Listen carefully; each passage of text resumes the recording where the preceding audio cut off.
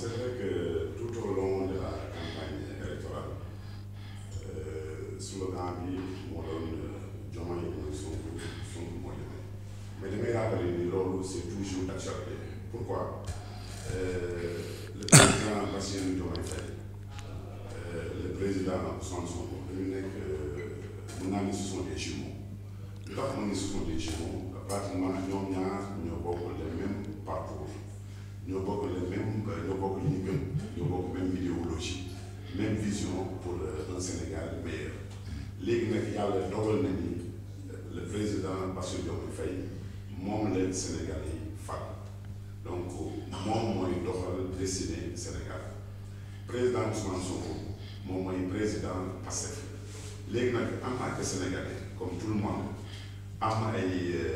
comment dirais-je am ay principe am intelligence am background bi wax boo xam ne war na mën a doxal n'importe quelle responsabilité buñ ko mën a dénk su président Bassirou Diomaye Faye gisee ni am na lu ñu ko war a mën a dénk loo xam ne war na ko mën a doxal pour njëriñu Sénégal je pense que su ko dénkee loolu le président Ousmane Sonko tel que ni ma ko xamee dina ko doxal ni mu waree de boobaa le président Bassirou Diomaye Faye du am dara loo xam ne danga bes jëm venant du président Ousmane Sonko donc loolu dama bëgg ni Sénégalais yi comprendre ni ñaar ñooñu benn la léegi nag su ma nee il y a une petite différence mooy lan le fait ni son excellence le président Bassirou Diomaye Faye moom la Sénégalais yi fal en tant que njiitu réew mi président Ousmane Sonko moom mooy président Pastef te damay rappeler ni président Bassirou Diomaye Faye dès que résultat yi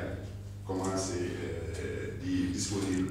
jusqu'à ce que ñu koy proclamer de manière officielle avant sax proclamation officielle boobu jël na décision tekki lépp luy nombanaan boo xam ne amoon na si biir Pastef lu tax dama war a dafa bëgg wan Sénégalais yi moom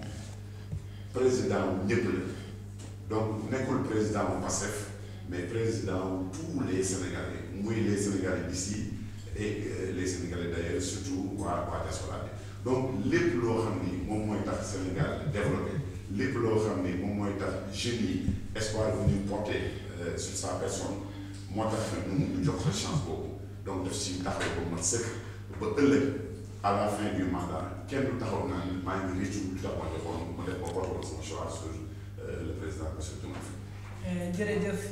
Idy Fall xanaa nag di wax internet yi rek ñoom ñu ngi topp ci terrain daal si seen émission bi di coulisses du pouvoir ñu ngi fas yéene dugg ci ñaareelu pàcc li nga xamante ni mooy bii émission ndaxte di leen fàttali ñu ngi seq waxtaan bi ak ki nga xamante ni mooy Idy Fall di responsable fii Pastef Saint-Louis nekk si commission relation extérieure ak ki nga xamante ni mooy Abdelkader Fall du forum civil moom nag chargé programme fi tamit ci diwaanu Ndar Géej. Abdelkader Fall ginnaaw nag ba fal na gouvernement bi maanaam njiitu réew bu bees bu fas yéene amal ak gouvernement taxaw ngir daal di mën a doxal projet yeeg ñi ni mel di bëggoon xam société civile bi jamono ji lan ngeen di xaar ci gouvernement bu bees bi. waaw lu ñuy xaar ci gouvernement bu bees bi mooy li Sénégalais yëpp di xaar en particulier parce que si nous regardons par rapport au taux de participation dañu am 61,30%. loolu dafa nekk lu significatif loo xamee ni gëj na am Sénégal ñu am taux de participation à 61 virgule et quelques donc pour vous dire que les Sénégalais se sont levés pour accomplir leur devoir citoyen en masse donc en contrepartie li ñuy xaar ci ñoom mooy c'est-à-dire lépp loo xamante ni promesse électorale la dañ koy suivre ñun société civile lépp lu ñu bind par exemple li ngay dégg ñu naan projet bi ñun dañ koy topp parce que lu tax ñu koy topp mooy Sénégal dañu yàgg balaa kenn di yéeg dafay def ay promesse électorale lépp lu fi waaye wax promesse électorale la projet bi sax promesse la du dëgg léegi bu ñu demee nag ba installé monsieur le président de la République Bassirou Diomaye Faye lépp lu ñu wax ci projet bi dañ koy topp pas à pas bu ñu gisee ni topp ñu ko ñu def li ñu daan def rek parce que aussi ñun ñaaxaanaay la ñu féete beneen bi mooy booy xool ci le nombre de votants c'est-à-dire le suffrage valablement exprimé 4 485 128 ce n'est pas rien hein Sénégal ñu toll foofu ci élection nombre de suffrages valablement exprimés nekk lool donc les attentes sont nombreuses léegi nag li ci des mooy comme ñoom ni ñu koy waxee rek liggéey bi après dañ siy jublu léegi nag par projet parce que aussi le document référentiel bi nga xamante ni moom la ñuy am après c'est le document du projet bien sûr Pastef peut-être à la place du plan Sénégal émergent donc ñun daan ko topp pas à pas waaw liñ si gën a xaar nag dans un premier temps mooy les réformes institutionnelles ñun société civile parce que on s'est rendu compte que suñu institution yi seen dëgër laay dafa des lu bare buñ koy xool ba ñu eggee ci dañuy yokk Macky Sall président Macky Sall dafa bëggoon def 3e mandat wala bëggul def ba nga xamante ne am na possibilité tripatouiller la constitution kon on s'est rendu compte que nos institutions étaient poreuses maanaam mën nga egg ba foofu nga tripatouiller la constitution pour mën a def 3e mandat waaye nag nit ñi taxawoon nañu def bloc ba nul ne peut faire plus de 2 mandats consécutifs loolu mujj am bu ñu demee aussi ba ci biir boo jàngatee yëf yi conseil constitutionnel dama naan moom moo sauvé Sénégal moo sauvé l'honneur parce que c'est la seule institution bu taxaw gàntal président de la République loolu aussi mu nekk loo xamante ni dañ koy sanctionner positivement leneen li mooy maa ngi leen di dégg ci lutte contre la corruption ci le président Diomaye di ko wax bu baax a baax foofu dama fay dut baaraam parce que Sénégal bi président Macky Sall yéege woon dañu demoon ba engranger ay points sur l'indice de perception de la corruption comment parce que il y avait une volonté claire affichée au préalable du président ni la cour de répression pour l'enrichissement illicite boo leen ko fàttalikoo ñu ciblé benn nombre de personnes malheureusement ñu gis ni sur la traque des biens mal acquis benn xawma ñaari nit lañ ci topp alors que c'était vraiment des milliards lañ leen doon toppee ñin ci limoon yëpp léegi loolu phénomène boobu lu ñu bàyyi xel la te lu ñu bàyyiwaat xel bii la rawatina aussi ci bii waaw mën naa continuer des na dama lay delloo kàddu gi rek mais des na yëf yi moom ñu ngi leen ciy xaar ci vraiment la bonne gouvernance au véritable sens du terme. Idi Fall ñoo déggandoo ki nga xamante ni mooy Abdelkader nekk société civile li ñuy xaar ci yéen daanaka moom la Sénégalais yëpp di xaar ci yéen mu nekk mbir moo xamante ni tamit du yomb mais est-ce que yéen tamit xam ngeen exactement ni leen Sénégalais di xaaree. waaw wala damay rebondir si point bi au débatteur doon apporté c'est par rapport aux réformes institutionnelles d'abord soo seetloo su ma jëlee exemple corps bi ñuy wax la magistrature dafa nekk corps boo xam ne le président du conseil supérieur de la magistrature c'est le président de la République ñun si projet bi donc li ñuy fas yéene jël comme décision mooy lan président day génn conseil supérieur de la magistrature bàyyi magistrat yi ñoom seen biir ñoom xamante nañ seen biir par rapport à leur carrière par rapport à l'ancienneté donc ñoom daañu xool kan moo habilité pour ñu mën a occuper yenn postes yi comme ça day tax ñu mën a prôner ce qu'on appelle une indépendance totale de la justice maintenant par rapport à la lutte contre la corruption su ma jëlee corps comme IG dafa nekk corps boo xam ni dafa loger au sein de la présidence de la République et ñun li ñuy fas yéene def mooy corps boobu dañ koy génnee si domaine de présidence renforcer ay prérogatives comme ça mën na def liggéeyam nu mu waree su ma jëlee beneen corps bu ñuy wax CENTIF OFNAC yooyu yëpp dañ leen di dooleel comme ça ñoom ñu mën a am possibilité saisir directement le procureur mën a càmbar yenn dossiers yoo xam ni après seen liggéey su ko defee daal ñu mën a def ni mu waree sans immixtion président de la République si seen domaine donc dama jàpp ni réformes yooyu sont des réformes majeures yoo xam ni incha allah rabbi avec l'avènement de son excellence le président Bassirou Diomaye Faye loolu dina tax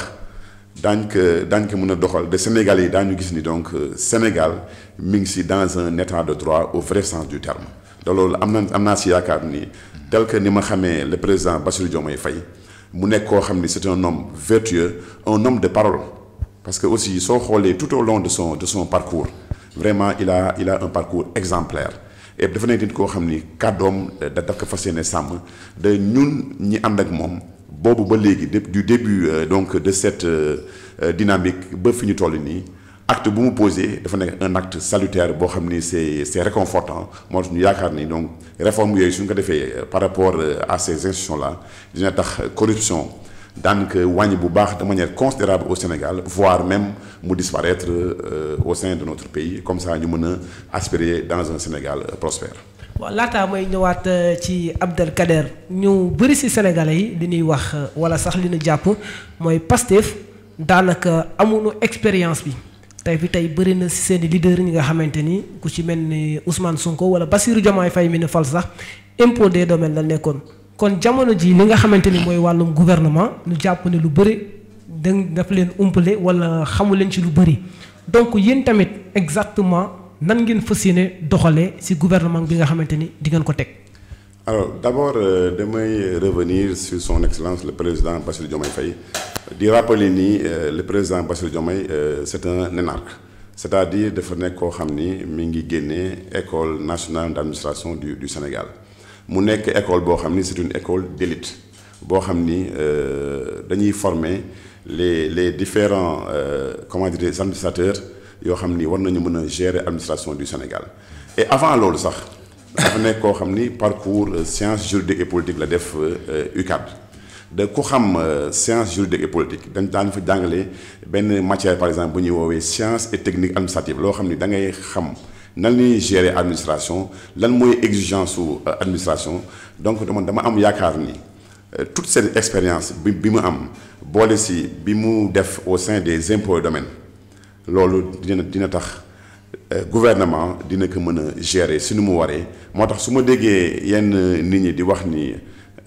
c'est un président jeune amul expérience donc damay jàpp ni wax yooyu ce sont des propos infondés parce que amul dara loo xam ni mën na firnde ni président Bassirou Diomaye Faye mënul gérer les destinées de ce pays donc ñun dañu am ni yaakaar am confiance totale que ni le président Bassirou Diomaye Faye lépp lu ko war pour développer le Sénégal dina ci taxaw bu mat sëkk lépp lu ko war sur le plan des réformes dina ko def et di rappeler ni aussi lépp li ko war aussi mu nekk domaine éducation domaine économie domaine tourisme tous ces domaines là c'est déjà des domaines yoo xam ne dañ ci am ay réflexions yu approfondies am ay axes yoo xam ne des axes majeurs yoo xam ne c'est déjà comment dire c'est déjà réglé léegi lan moo des rek mooy jël officiellement lenge yi former un gouvernement où tous les membres sont des gens yoo xam ni ce sont des experts dans leur domaine et incha allah rabbi am nañu yaakaar ni ku nekk ci sa domaine précis soo doxalee daañu gis ni xar-xaru Sénégal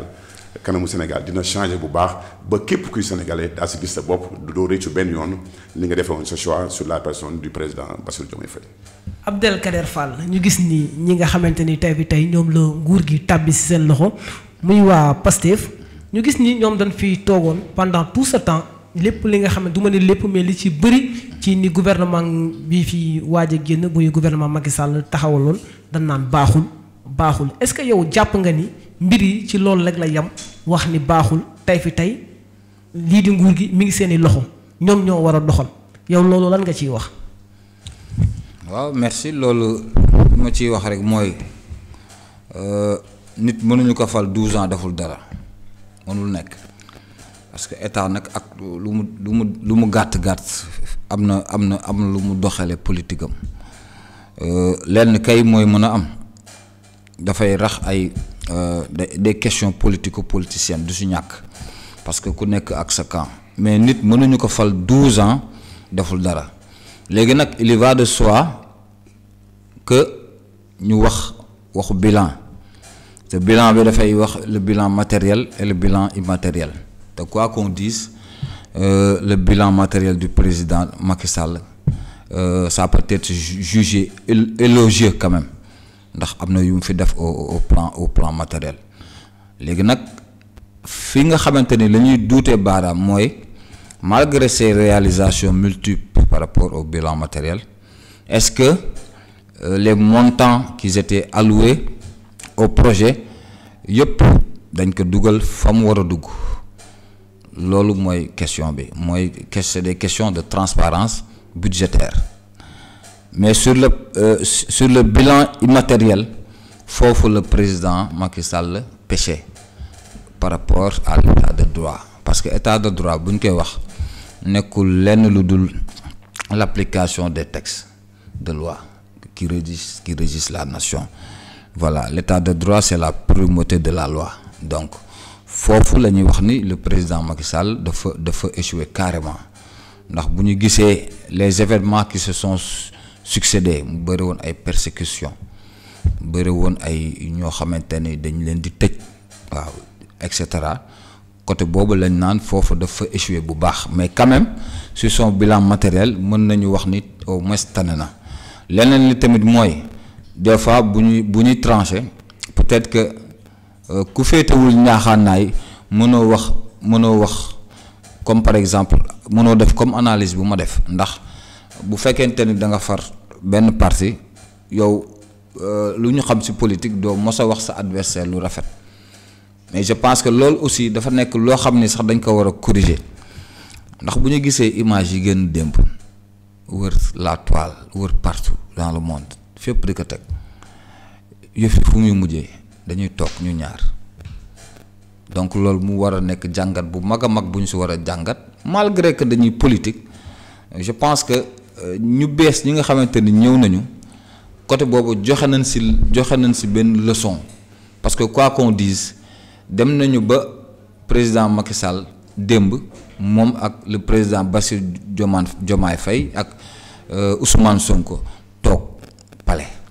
donc mu nekk ay images parlantes yoo xamante ni adduna bi yëpp ci war a jàng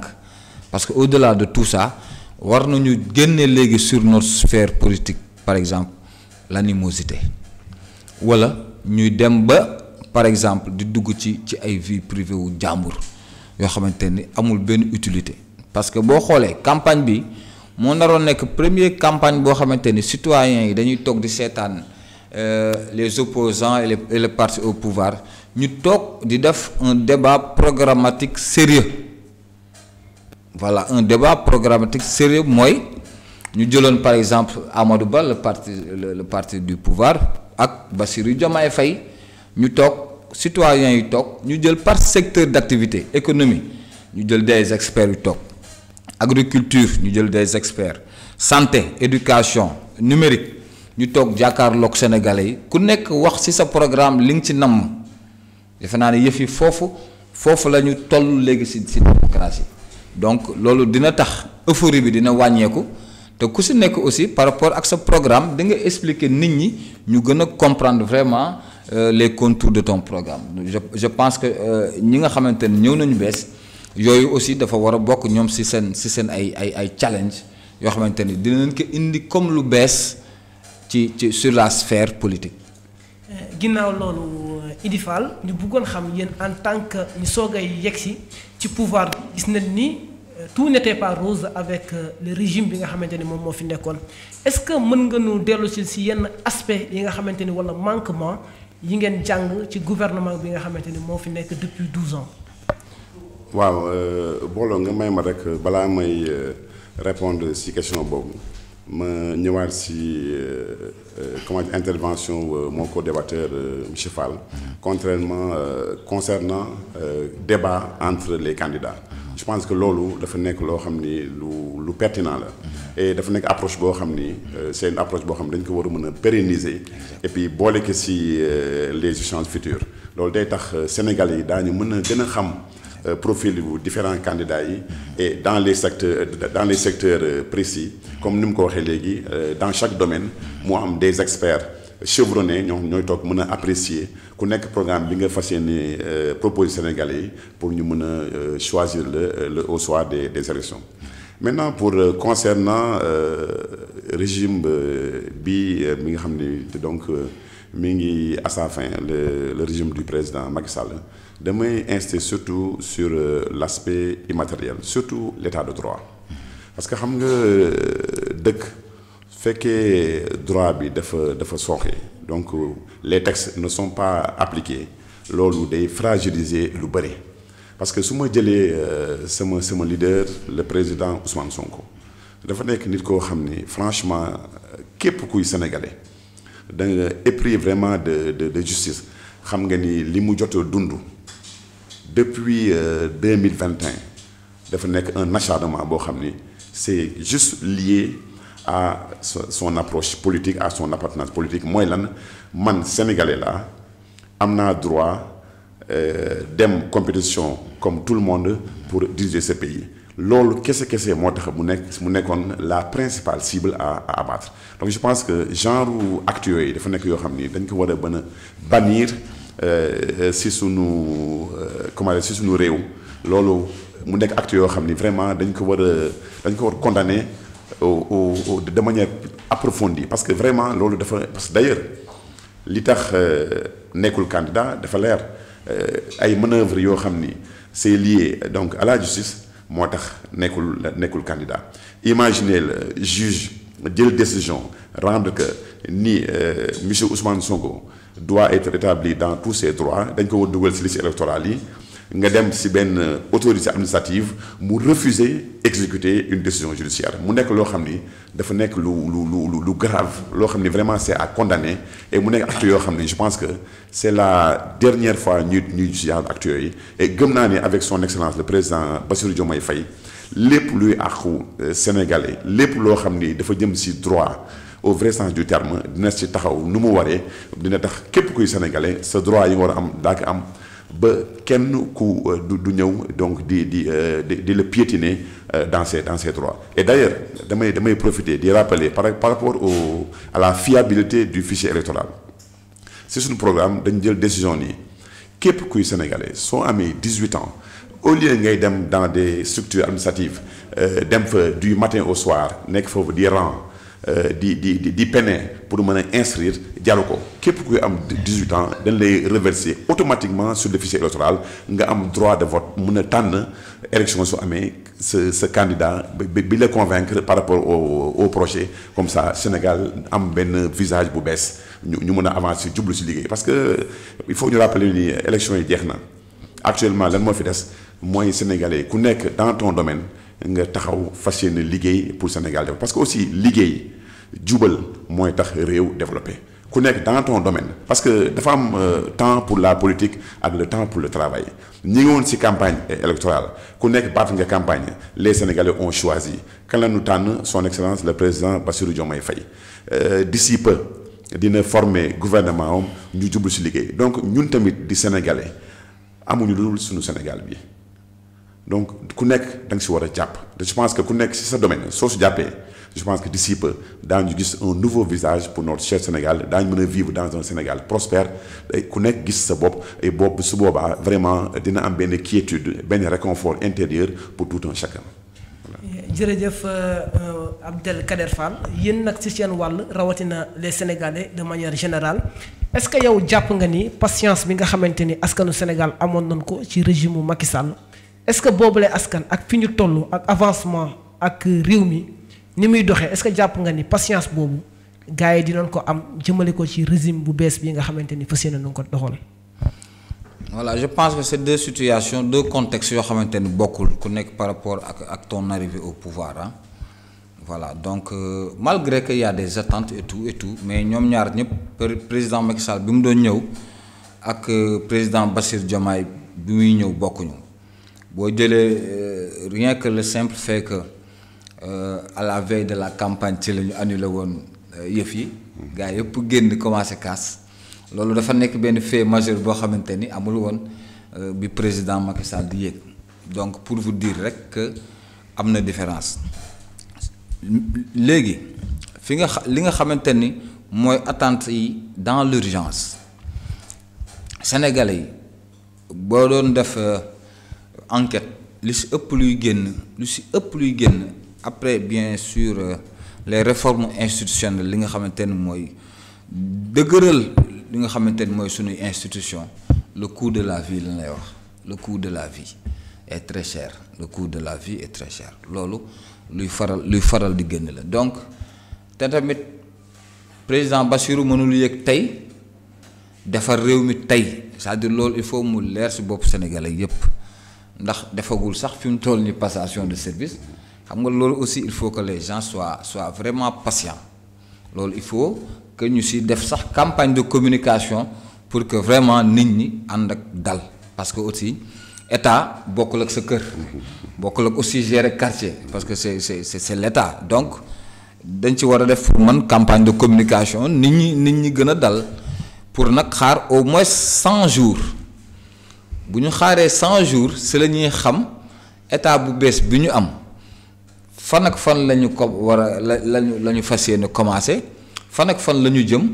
yan mooy urgence yi nga xamante ni bi ñu doon campagne joxe nañ ko comme promesse électorale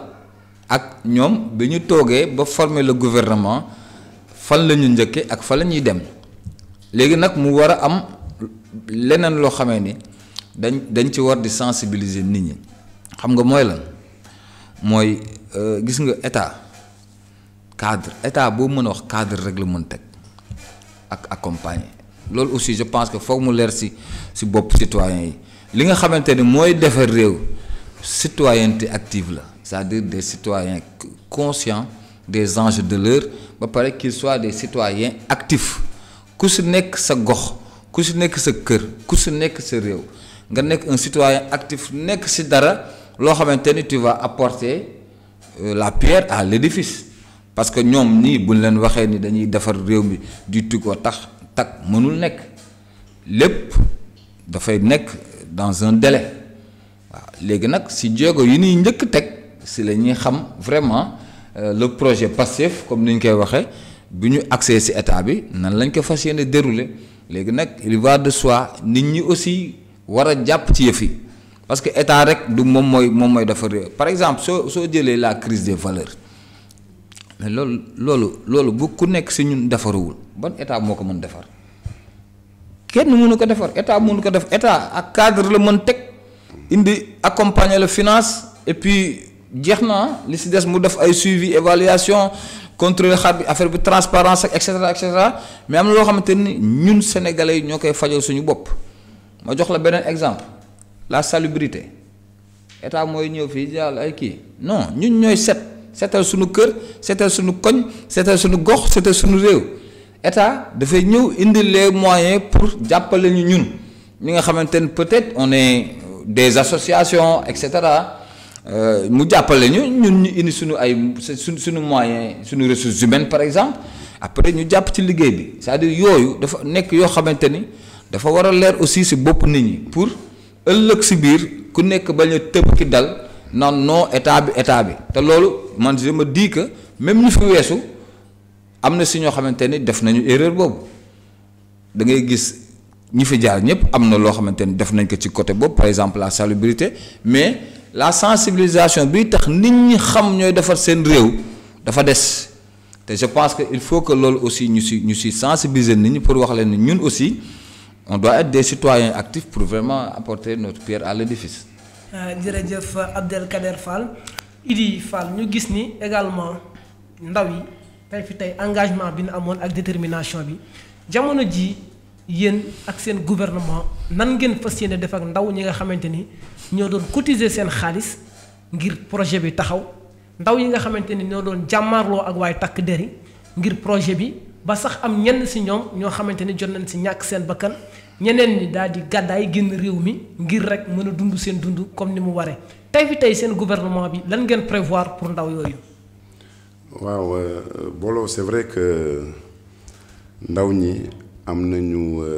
vraiment benn rôle bu important voire même incontournable bu ñuy jouer bi tax avènement projet Pastef à la tête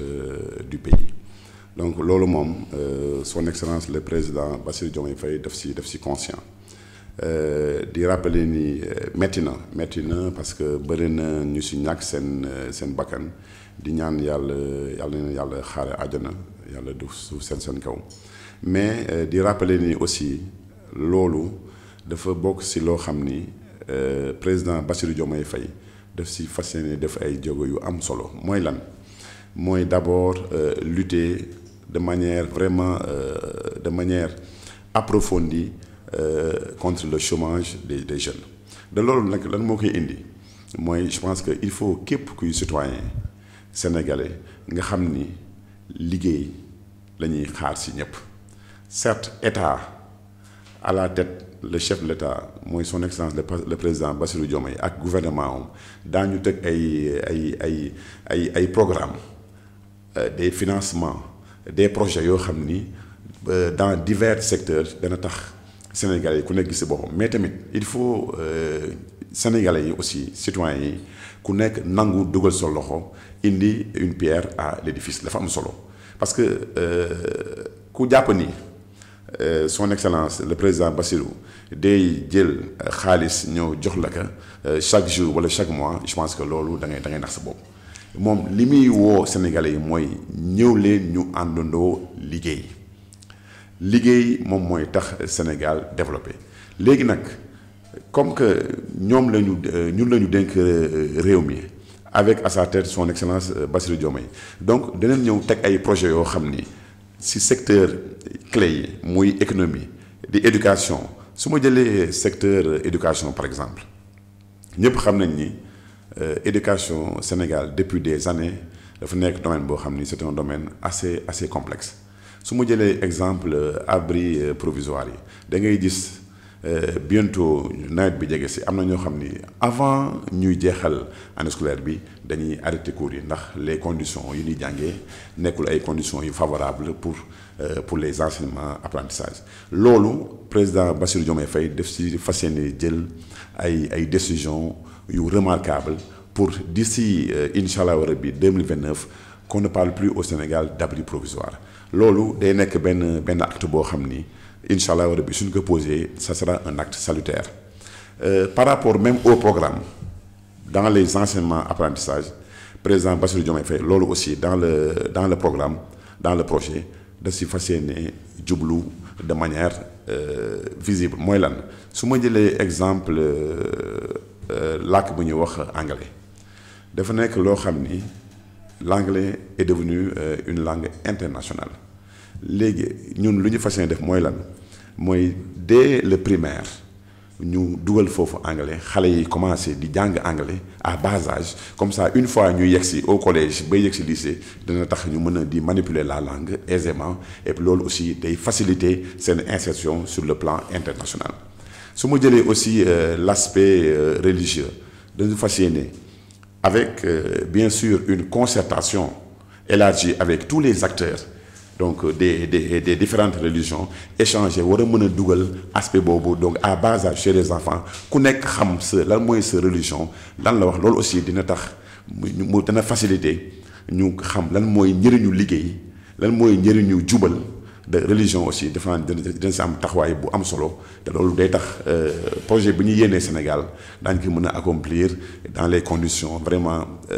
idoines boo xam ni ku nekk dina si gis boppam donc yaakaar naa ni jeunes yi ñoom dañuy bokk vraiment parmi les priorités de son excellence le président Bassirou Diomaye Faye da am naa yaakaar ni d'ici quelques années parce que aussi il faut ñu rappeler ni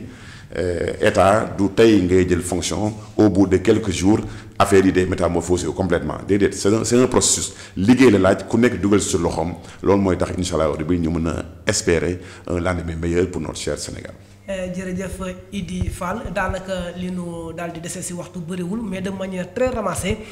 Abdelkader Fall ñu bëggoon xam ban commentaire ngay porter ci discours Ousmane Sonko wala sax yenn ci ay propos am bi muy génn di xam ne ni réew mi ku yaakaar ni da ngay ñëw ñu jox la ca wàll wala ñu séddoo ko yaa ngi nax sa bopp wax jooju yow nan nga ko jàngatee. wax jooju ni ma ko jàngatee mooy je pense que ils ont compris parce que. def nañu aussi diagnostic par rapport ak la gouvernance du Sénégal de 1960 à nos jours dafa am yoo xamante ne serait-ce que pour les questions de principe de bonne gouvernance waratu fi am voilà defe naa si levier boobu sax la appuyer pour wax loolu c'est-à-dire bu fekkente ne da nga bëgg projet yi ngay dawal pour changer Sénégal c'est-à-dire waratul am parti pris parce que tu gères un État tu gères un pays waratul am parti pris donc en conséquence li ma ciy dégg moom mooy dañuy privilégier vraiment les compétences ba noppi aussi yenn poste yi nga xamante ni dañ ko daan jox par exemple da nga may campagnal politiqueal ma rek après ma ñëw dénk la benn banqaas ngay buuma ki buum mi politiquealaat ma pour après ma faluwaat loolu moo fi amoon je pense que loolu la ñu bëgg def xelu nit ñi que loolu jeex na fi te pour man c'est de bonne guerre parce que aussi quoi qu'on dise état warul am benn parti pris bu amee parti pris mu yàqu beneen bi mooy compétence yi nekk Sénégal yëpp nekk dans la diaspora et cetera mais ñooñu dañ leen war a utiliser à bon escient pour le bien du Sénégal loolu je pense que ñëppay d'accord ci loolu léegi nag reste à voir dans l'application vraiment ci lu mu wax noonu par rapport ak la gouvernance effectivement du nouveau régime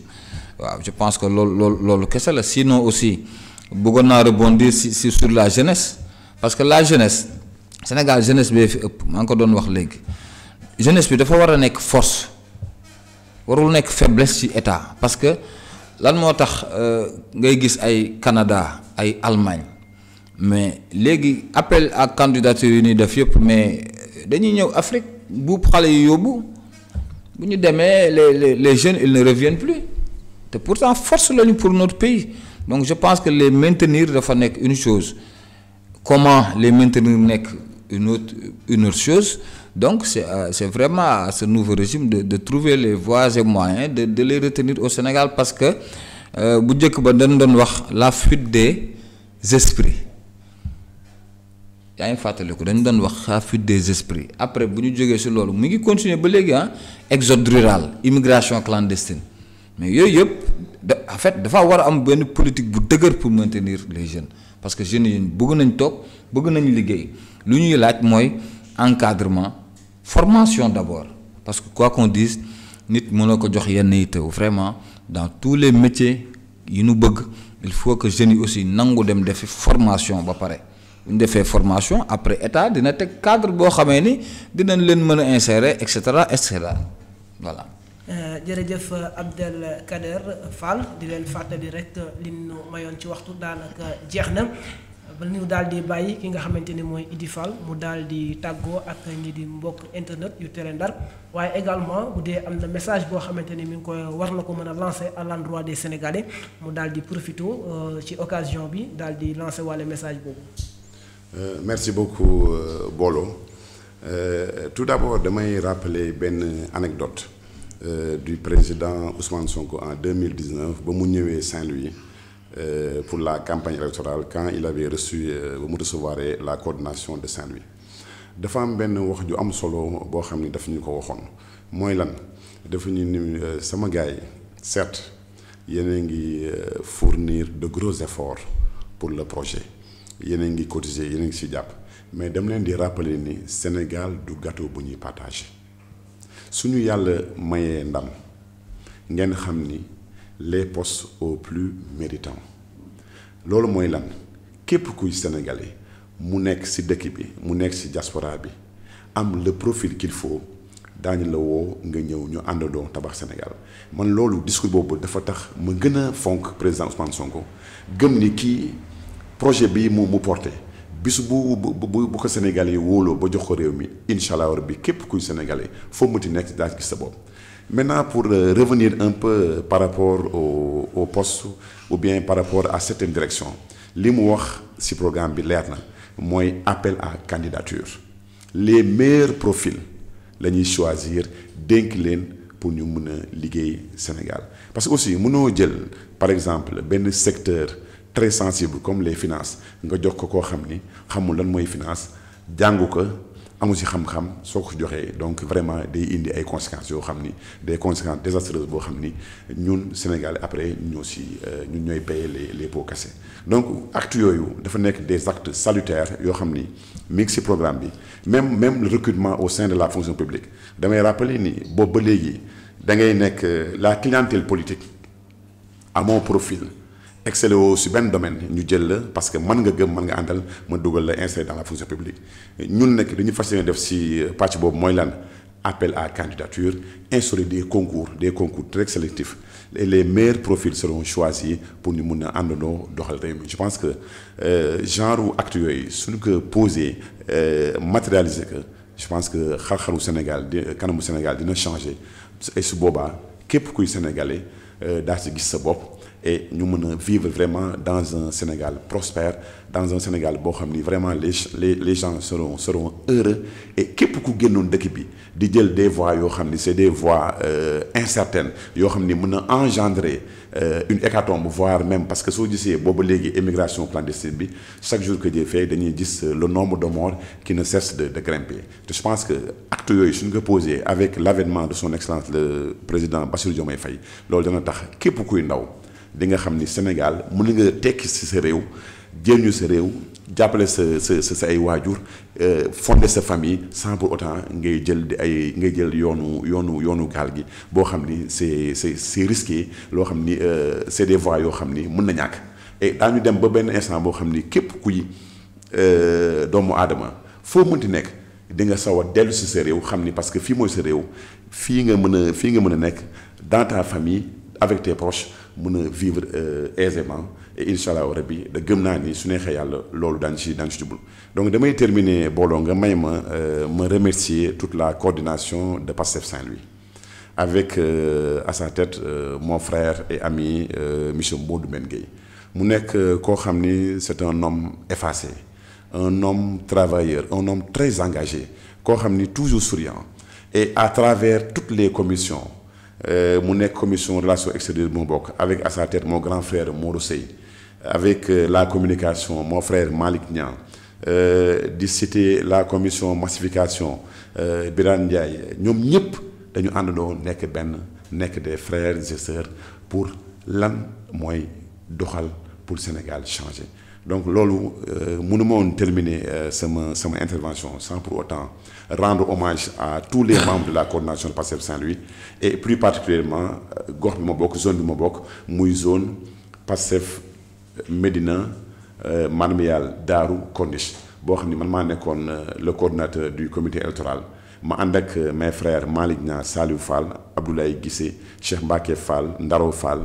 ñoom maître Bamba Fall ñoom Saloum Kane ñu ñëpp ñu àndandoo liggéey loolu moo tax dans les deux centres qui nous concernaient muy le centre Nalla Ndiaye ak le centre Salzamane yàlla may ñu su ndam bu leer nañ boo xam ne amul kenn ku si douté donc il fallait donc me remercier leen pour les efforts consentis main dans la main et Inch'Allah noonu ñuy continuer yàlla may ñu ndam pour les échéances électorales à venir. di ko jaajëfal bu baax a baax moom Idy Fall di leen fàttali mooy responsable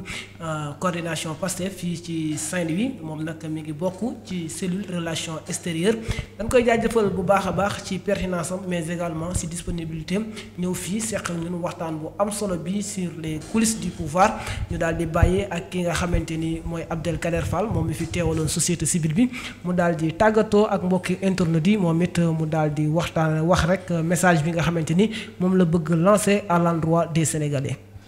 Voilà, donc tout d'abord remercier le peuple sénégalais qui ont vraiment compris les enjeux de l'heure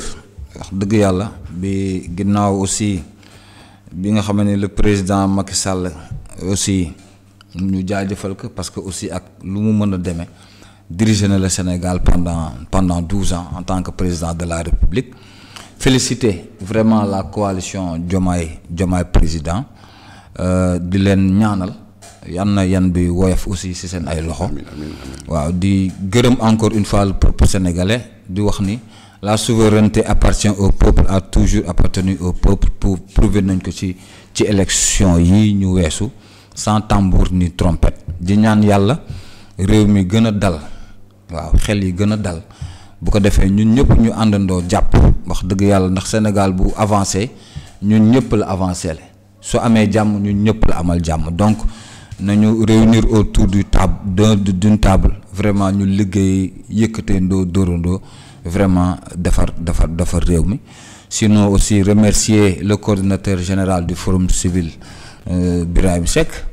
ak la coordination départementale bu nekk Ndar ki nga xamante ni jiite ko muy Mouhamadou Lamine Tall ak bépp membre bu nga xamante ni vraiment yaa ngi ci session yi sant leen aussi gërëm leen yéen télé Ndar voilà je pense que c'est la première fois ma fi ñëw vraiment rafetlu aussi seen liggéey di wax ni collaboration bi incha allah yal na gën a yàgg jërëjëf. jërëjëf Abdelkader Fall moom nag moo fi teewaloon waa Forum Civil di chargé li nga xamante ni mooy programme fii ci diwaanu Ndar Géej bu ñu jugee ci loolu dañuy daal di jaajëfal sant bu baax gërëm mbokki internet yu Télé Ndar ñoom ñi safoo di ànd ak ñun ci seen émission bi les coulisses du pouvoir tey nag fi leen koy yamale waaye di leen dig daje très prochainement ak beneen numéro yeneen gan ñu fas yéene di waxtaane saa su ne li nga xamante ni mooy tolluwaayu réew mi jëm ci wàllum politique.